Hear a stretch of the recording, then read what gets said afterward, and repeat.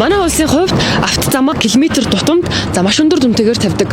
За гэсэн ч сүүлийн жилүүдэд өөрсдийн нөөц боломжийг тулгуурлан автозам болон автозогсоолуудыг тогтмол нэмэгдүүлж байгаа. За гэсэн ч автозамын 1-р эгнээнд энэ мэт автомашина ингээд тавих зөрчил арилахгүй хэвээр байна. За энэ түгжирлийн нэгэн шалтгаан болдог гэдгийг холбогдох байгууллагууд мэдээлдэг. За тухайлбал энэ хоёр урсгалтай автозамын 1-р эгнээнд энэ мэт автомашина тавих нь энэ хөдөлгөөний эрчмийг 50 орчим хувиар бууруулж түгжирлийг үүсгдэг гэсэн ийм тоо мэдээлэл байдаг. За сүүлийн өдрүүдэд шатхуун түгээх станцуудад ойчрлсон автомашины цуваа нийслэлийн хэмжээнд түгжирлийг хэрхэн нэмэгдүүлж байгааг бид харсан гэлээ.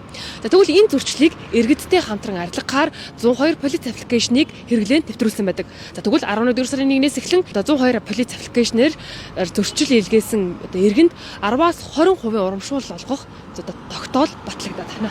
Өмнө нь e-полиц аппликейшнаар явгын гарцан дээр тээврийн хэрэгслээ байршуулсан. За ногоон байгууламжийн дээр тээврийн хэрэгслээ байршуулсан. Нийтийн тээврийн зогсоолт тээврийн хэрэгслээ байршуулсан. Төр буюу удаан зогс хориотой газар тээврийн хэрэгслээ байршуулсан зөрчлүүдийг иргэний оролцоотойгоор зөрчлийг e-полиц аппликейшнаар хүлээж авдаг байсан. За 2025 оны 9 сарын сүүлээр e-полиц аппликейшн маань болоод 102 аппликейшнлоо шилжүүлээд тухайн зөрчлүүдийг 102 аппликейшнаар хариуцлагатай жолооч хамтын ойролцоо гэсэн урайнд зөрчлийг хүлээж авдаг болсон байгаа.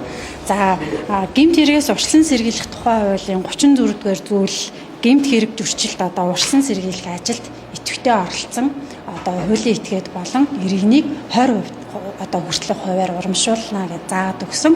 За мөн нийслэлийн иргэдийн төлөөлөгчдийн хурлын 24 буюу 34-р тогтоолоор 102 полиц аппликейшнаар зөрчил мэдүүлсэн иргэнд урамшуул 10-аас 20% урамшуул олгоно гэд тогтоол батлагдсан ба. Уг тогтоолын хүрээнд 2025 оны 11 сарын 1-ээс эхлүүлээд 102 полиц аппликейшнаар зөрчилд илрүүлсэн иргэнд 10-аас 20% урамшуул олгохоор болсон байна.